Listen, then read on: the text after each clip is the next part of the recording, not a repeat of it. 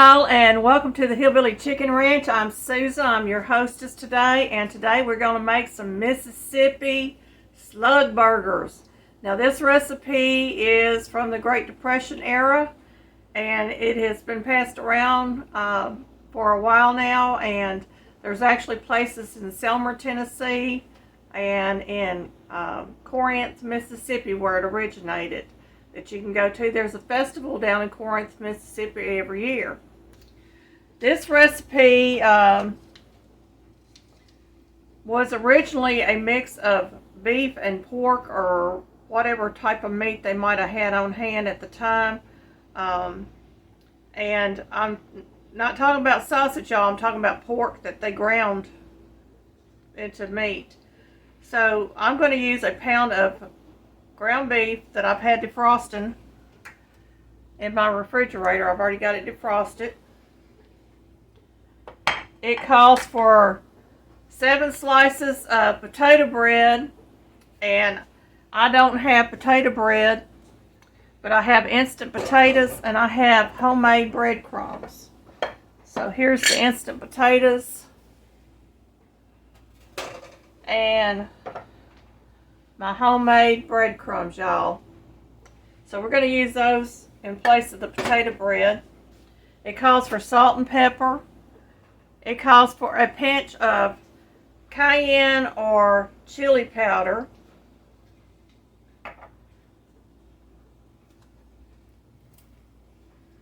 It calls for onion powder and garlic powder. And that's basically all the recipe calls for. Now I'm making a small batch, but I'm going to also give you the link to the bulk batch that does 5 pounds at a time in case you want to do some up and put them in your freezer for a quick meal. This is usually cooked in canola oil or a vegetable oil. Now I'm not going to cook it in that. Basically, I don't like the flavor of it. So I'm going to use something different, but it is served with, it's served on a hamburger bun with yellow mustard, dill pickles, and onions, raw onions. And I'm not going to use the dill pickles with it. I'm going to use my Old South lime pickles because I make them and I like them. But you can do whatever you want to. Now, it calls for 7 slices of bread. 1/3 cup equals 1 slice of bread when it's done like this. So 1/3 cup of this would equal 1 slice of bread. I've got my measuring cups out here. We got everything ready to go, and I've got a pesky fly in my kitchen. We're in the South and it's hot, and they just absolutely are coming in the house to cool off just like we are. Anyway, I make this a little ahead of time. You can actually do the recipe up the night before and then fry them up for supper, or you can freeze them. They freeze really well. I'm having tongue-tied problems today. But we're going to start by putting our hamburger meat into our bowl. I'll get you down here so you can see I've moved everything around. And I will be periodically washing my hands because I'm working with raw meat. If you don't like seeing people with their hands in meat, you might want to speed through that part of the video.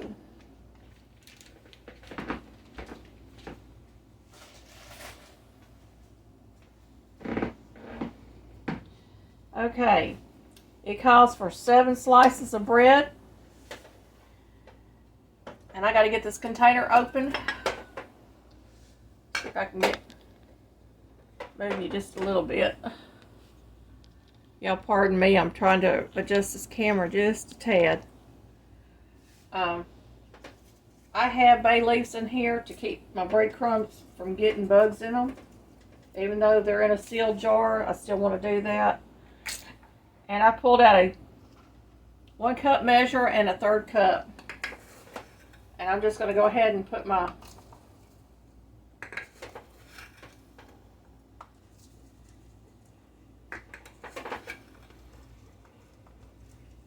get my 1/3 cup in there. That's 1.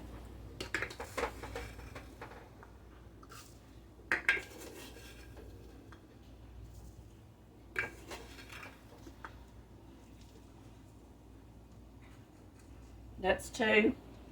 That's 2 cups. And in place of the last 3rd cup, I'm going to use my instant potatoes. This will replace what I consider to be potato bread. Now, if you have potato bread, you can use that. And this, I got to take out I have a 1/2 cup measure in there, and I have my recipe in there for my mashed potatoes.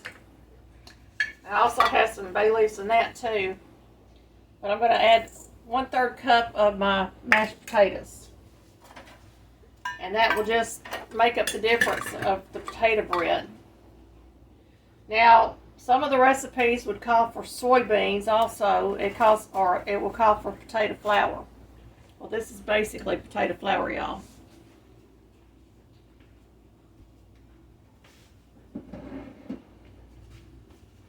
Sorry, I had to get that out of my way.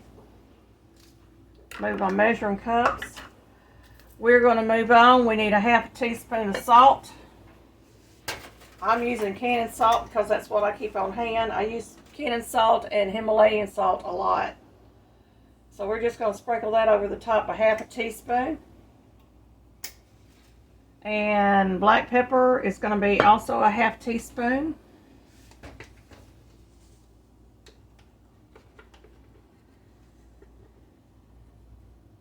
We're going to sprinkle that over the top. I'm going to move that out of my way. We need a 1/4 teaspoon of garlic powder. Got my garlic powder.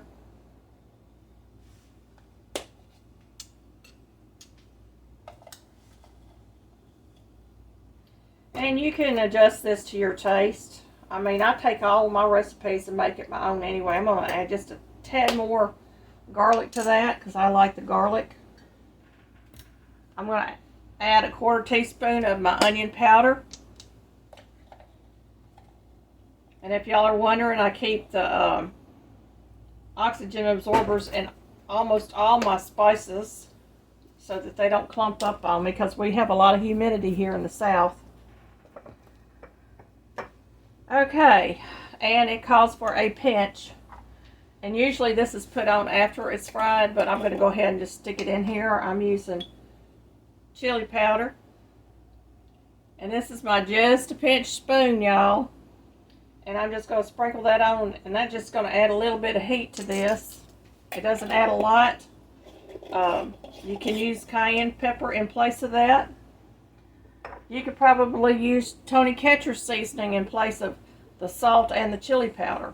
So that's another idea. Let me get my dirty plate out of the way here. We're going to move this over. This recipe was found on allrecipes.com, and I will put a link to that in the description box below, along with the bulk recipe that I found. So we're going to get down here to the bowl. See if I can get it centered a little bit. There we go. Now I'm getting into the messy part, y'all. I got to get my hands in here, and in order for me to do this, I have to use my hands because that's a lot of breadcrumbs to incorporate into that meat. Also pulled out a plate to put my burger patties on so that when I get started, I can just put them into, got a bay leaf in there, y'all. I can put them on the plate, get them covered with plastic wrap, and put them in the fridge until I'm ready to cook these. And it takes a little bit of time to incorporate all these breadcrumbs. You have to have a little patience with this recipe. There is no egg or milk added to this. It's strictly meat, breadcrumbs, and the seasoning. You got to remember, this was the Great Depression. They didn't have a lot of stuff. There was a limit on a lot of things that they could buy, and a lot of stuff that they had on hand. Most people back then had a garden, but they didn't have a lot of meat. And if you had a large family, you had to stretch that meat any way you could so that everybody felt like they had some meat in them. And this, y'all, is a delicious burger. It started out at a nickel. So it was called a nickel was called a slug back then. That's why it's called a slug burger. And there was actually no slugs in the burger. No slugs were harmed. I'm going to get in here with both my hands now and start really trying to get the rest of these breadcrumbs incorporated. This smells really good, y'all, because of that garlic and onion and chili powder mix. It smells really good. And you probably could add some different spices and change the flavor if you wanted to. But I'm using a more authentic recipe. You probably could substitute ground turkey in place of the ground beef. And this would be a good recipe for a fatty ground beef. You know, one of the cheaper ground beefs out there because of the fat content. And I can tell y'all, we had this a few days ago and it didn't raise my blood pressure, which was really shocking to me because of all the breadcrumbs in it and it being on bread too. But a lot of that has to do with what you choose for sides on your low carb diet. You know, I'm a diabetic, so I try to choose things that are not going to raise my sugar real high. But tonight we're going to have some probably a little higher carb vegetables with this. I'm thinking about some baked beans and maybe some sweet potatoes as a side. Y'all, it's coming together, and it's a real stiff meat now. But I have just about got all these breadcrumbs incorporated.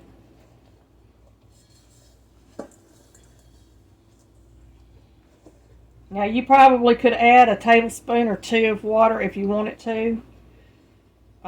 One of the reasons I let it sit in the refrigerator for a while is because you're working with all these dry ingredients. They're going to be crispy, crunchy anyway when you fry them. But you want to be able to let that stuff soften just a little bit. And what better way to soften it would be to let it sit in the refrigerator for a while. I'm going to try to divide this up into 6 portions before I start taking these balls and putting them on the plate. You can make these as big or as small as you want. Got a little bit of meat here. Take some off that. Trying to get them about equal in size.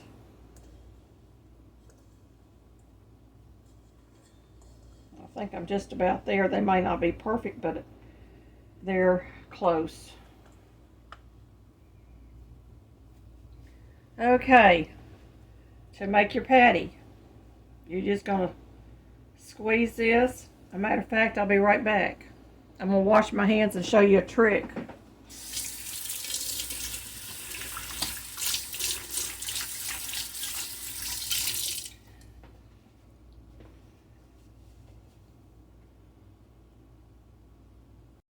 Okay, I pulled out my cling wrap and I'm going to take my patty, put it on here, and I'm just going to fold this over. You can take a rolling pin to it or you can just smash it down with your hand and try to keep the sides kind of nice and get that patty on out there.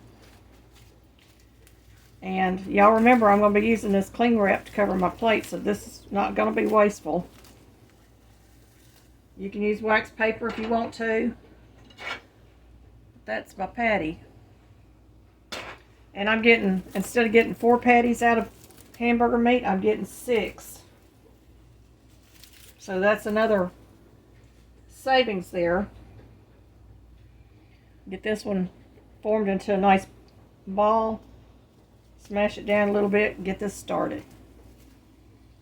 I'm just using the back of my hand basically to push this out. This one's wanting to split on me a little bit. But we won't push that back in and work it until we get it to the size that we think it should be. Remember, they don't have to be perfect. Get my third one going here. You can see all the breadcrumbs and stuff in it, y'all. That's a lot of breadcrumbs, so you want that to be incorporated into your dough really good. You don't have to divide your dough out and put it in the refrigerator, but it's nice to have the burger patties already done up.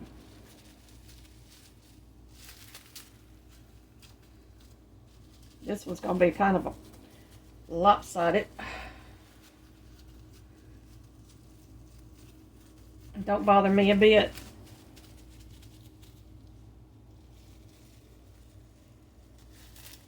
You know, when you make homemade hamburger patties and stuff, they don't always come out in a circle. And that's okay. Let's see. I think I want to get one more on here before I have to put some plastic on that plate as a divider.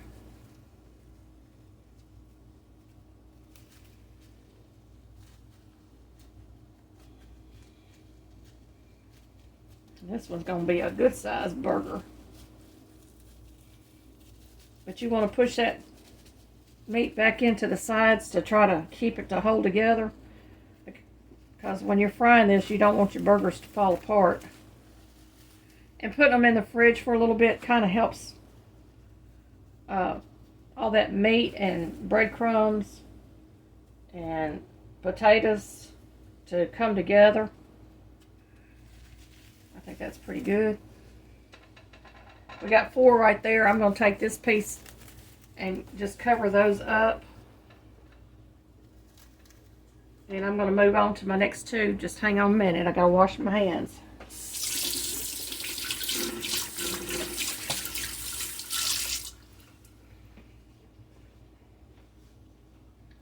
I'm going to get another piece of cling wrap because we're going to use it anyway.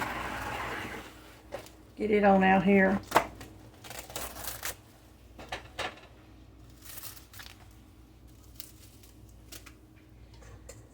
And we're going to get this one done. This one seems to be in better form. And I'll show you how these turn out after they've sat in my refrigerator. It's about 2:30 now, and we eat between 5 and 6. So sometime this evening, while I'm cooking, I'll show you how they cook up. That needs a little more pushing in.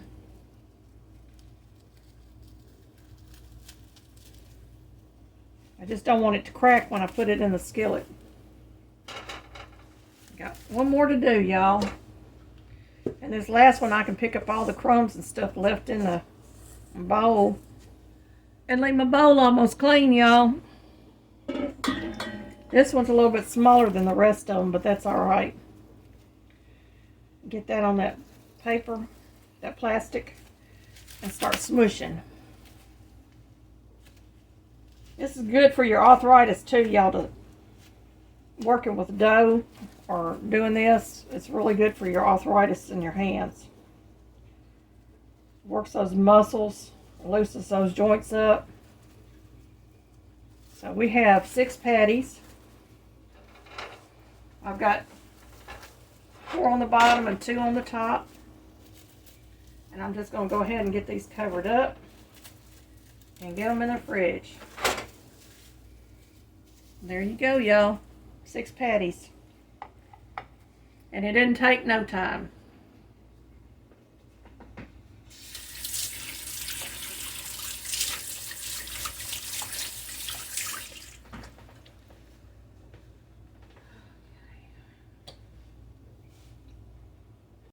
Okay, y'all. Normally I would use items that I've already canned, but I'm out of my pork and beans that I canned. But I've got some Campbell's pork and beans. I'm going to use them in place. And this is the onion, one of the onions that came from the farmer's market not too long ago, and my husband bought me this really nice plastic Farberware knife, and I'm going to use it to cut with. I really like this knife. It's safe for kids and for me. And I forgot to take the... I'm going to go ahead and take this peeling off. I've had these curing hanging up in my kitchen. So they got a nice little barrier there. I'm going to get them taken care of. I always cut from the top down to my root. And the reason I do that is so I don't cry. I've said it on several videos, and I'm telling you again. If you don't cut the roots, you don't cry. And this peeling is being a little stubborn, don't want to come off. These are white onions, which is really my favorite onion because of the taste. It's just a stronger taste to me, and I just really enjoy them. Well, we're going to take the knife to this.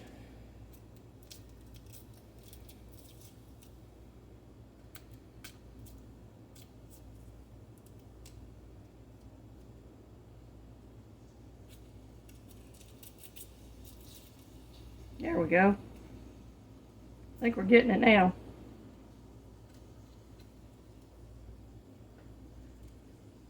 Not everything goes as planned, folks. Okay, the root's here. This is the cut end. And I'm just going to slice towards the cut end from the root.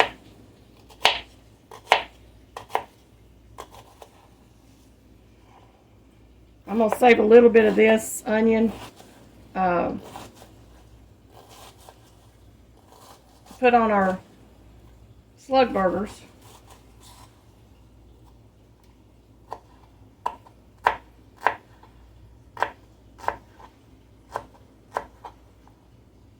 And I'm savoring every bit of that onion I can. That's the root, y'all. Okay, let me get my cans opened up and we'll get that started. Okay, I got my cans opened. I'm going to get them in this pot.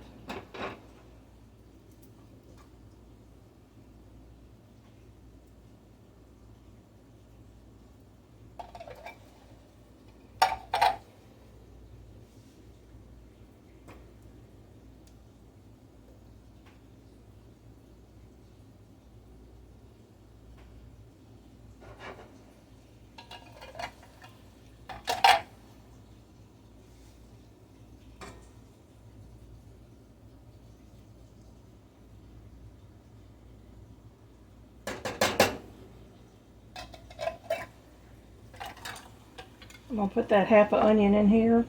You can use as much or as little onion as you like. I'm saving some of this onion to put on our burgers, so we're going to do that. I'm going to put some Worcestershire sauce in here. Probably 1 or 2 tablespoons. Some yellow mustard. And this bottle's almost empty, y'all, so it may make a noise. Probably about a tablespoon of yellow mustard.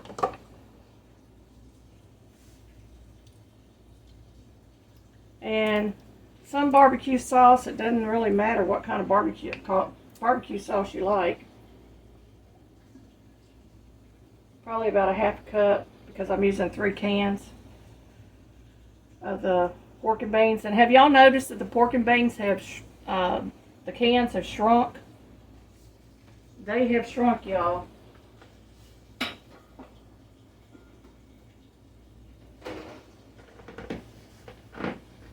Now, at this point, you can use honey, you can use molasses, you can use brown sugar.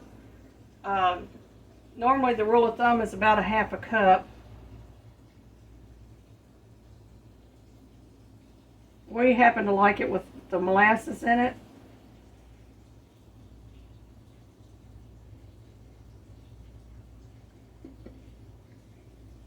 And that is good sorghum molasses, y'all. I'm going to cook the beans until it's translucent. I could have done them in the oven and baked them for an hour, in my oven on 350, but I decided I was just going to do them on top of the stove. Get the lid back on that. I got my cast iron skillet. We're going to use coconut oil and olive oil.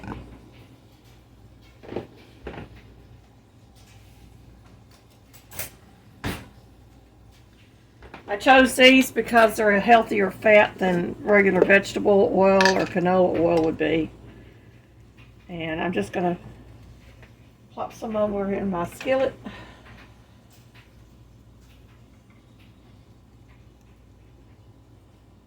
That's probably a half a cup, give or take. The recipe calls for a cup of oil. I don't think we need that much.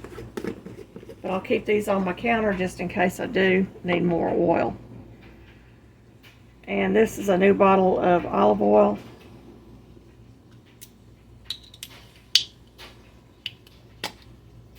Got it open.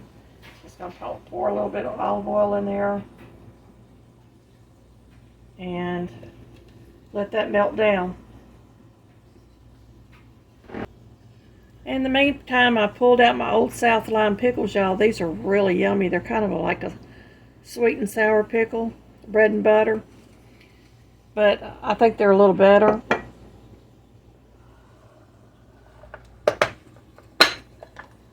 I've chopped up my onion.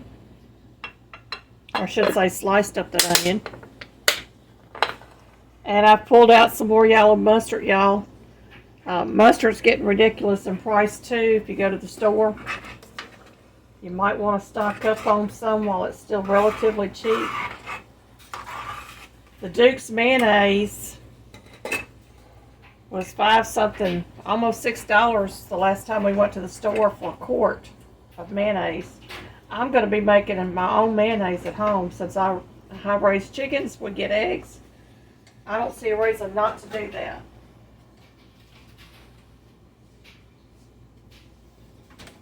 I've got my refrigerated Slug burgers. Once this oil is ready to go, we'll be ready to go. It's hot, y'all. We're gonna put our Slug burgers in here. I hope y'all came hungry. See how nice and firm that is? I mean, that's a good firm burger. I'm gonna drop that down in the oil.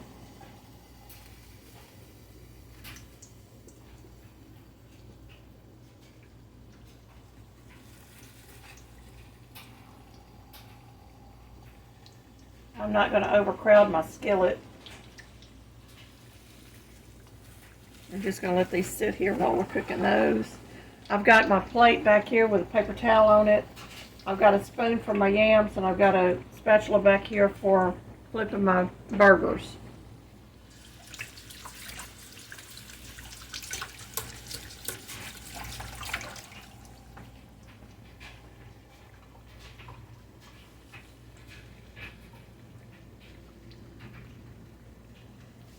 And these get really, really crispy on the outside because of all the potato and breadcrumb mixture that's inside them. And they are delicious. It's a great way to stretch your meals with all the food shortages going on. So, I hope y'all are enjoying this. Okay, y'all, I'm going to use my spoon just because I don't want the grease to splatter. Just to turn these over.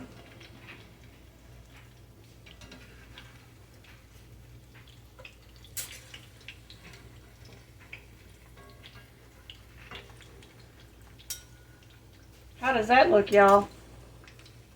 Is that looking yummy? Look at how nice and brown they are. And it doesn't take any time at all to cook them. They'll be done in no time. And we'll have a place to set them over here until my husband comes home and keep them warm.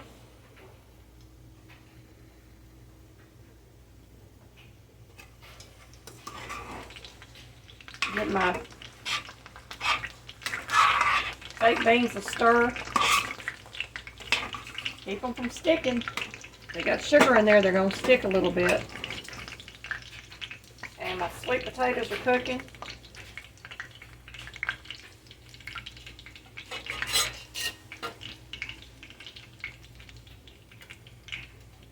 And a little more to go. Right now, I'd like to give a shout out to all my tuber chat friends. Can you see me now? Y'all, this is really an easy, inexpensive meal to put together. And I just want to thank Tuber Chat and all my friends that I've made since joining the Tuber Chat lives. A thank you, a hearty thank you for helping my channel to grow. And for all of our subscribers that have subscribed, if you haven't subscribed yet, I hope that you will hit the like button, subscribe, and hit the bell so that you can see all our video content. The more you comment on my videos, the more the algorithms will pick us up. YouTube uses algorithms for channels, and it will pick us up, and more people will be able to like and subscribe to our channel. So your little bit helps. You can share this out on social media platforms. We'd appreciate that too. We're almost there, y'all. It's a cooking, and we need smell-o-vision to go with this. It smells so good. It's got just enough of the garlic and onion and chili powder in there to give it a nice flavor. And it comes out they come out really crispy, so that you get a little crunch when you bite into them. We're going to put these on hamburger buns, and they're going to be just delicious, y'all. An inexpensive, Great Depression era meal that we can use today. I'm going to turn these beans down to low because it looks like my onions are now starting to become translucent. And just let them continue to cook.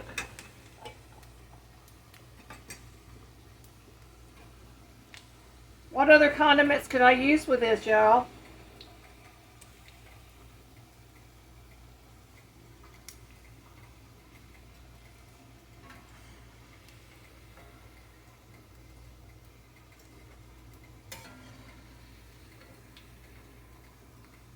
Oh my goodness, y'all. Oh, this looks so good. We're going to get the rest of them in. And this time I'm going to use my spatula to set them down in the grease because that grease is really, really hot.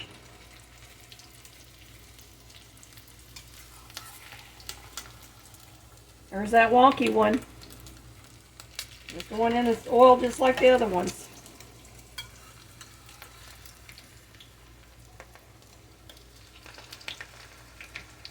And we're going to get rid of my plate.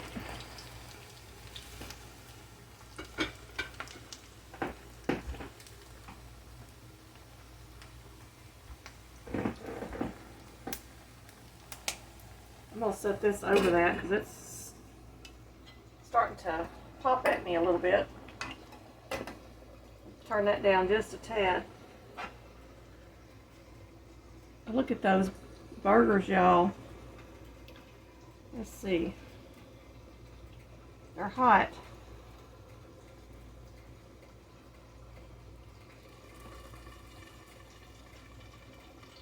Oh yeah. Those are good, good, good.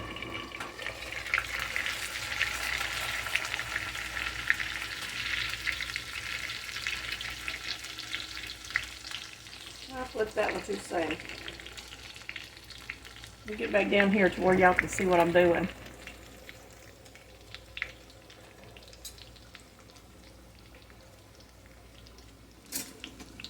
I'll pull out another spatula so I can flip. My sweet potatoes are cooking, and I could actually take these, drain the juice off of them, and mash them and have mashed sweet potatoes if I wanted to. They're that good.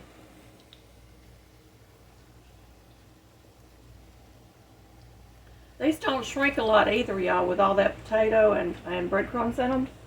So you're actually getting a good sized portion.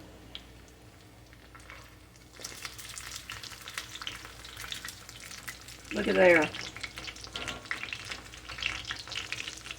Don't want to burn them, but I do want to flip them. I'm going to get that piece out of there.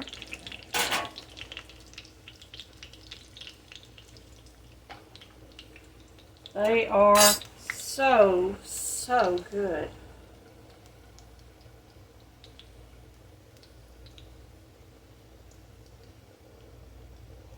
My sweet potatoes are boiling. When you home can, you want that to boil for at least 10 minutes. That kills botulism. I'm going to turn it down a little bit though, because I don't want it to boil over. And we don't want to take any chances even when we home can, and we follow all the directions and everything. We want to make sure our food is safe to eat. So this is one way of making sure. And we're just going to let that boil for a good 10 minutes before we serve it.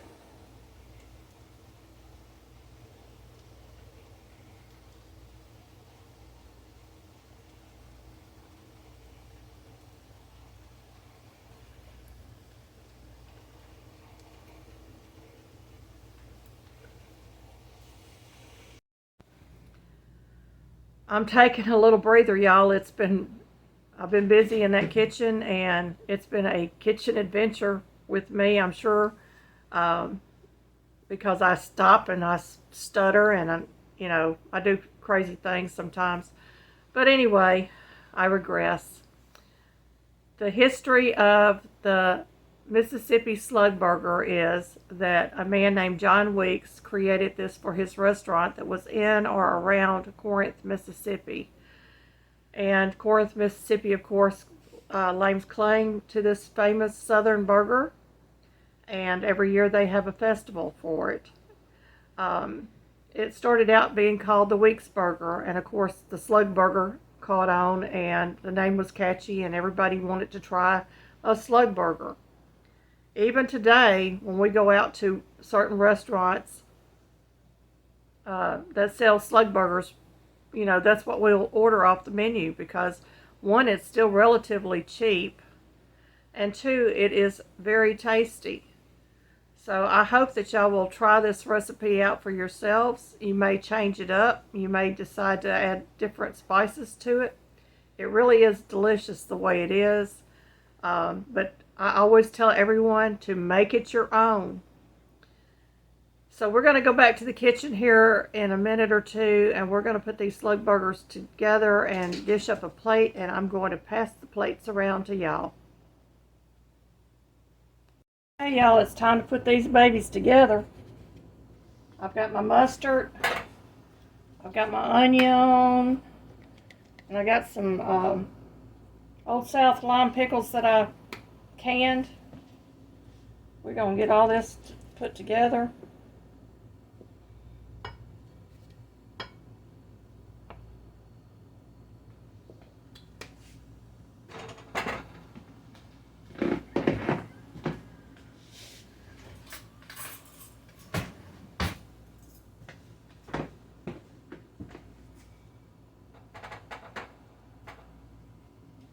Take a little bit of this onion.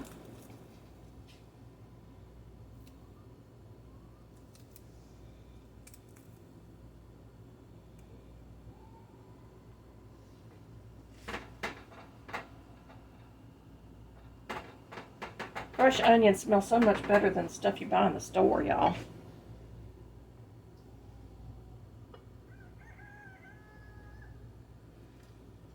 Thought I dropped a piece, but I didn't. Okay, now we're going to put the pickles on.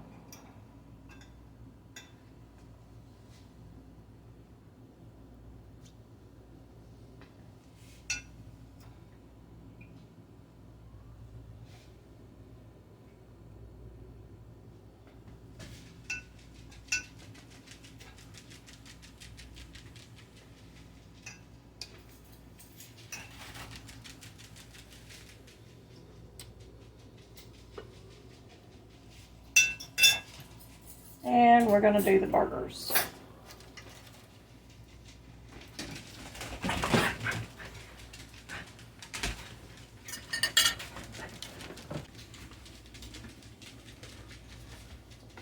Who wants the first Slug burger on the menu, y'all?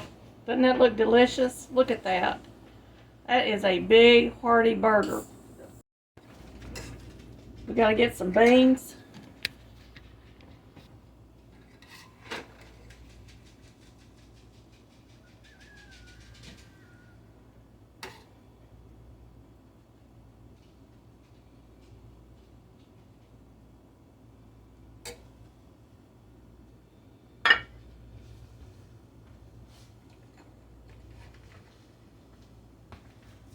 And some sweet potatoes. And they have just about fell apart. I should have went ahead and mashed them, but I didn't.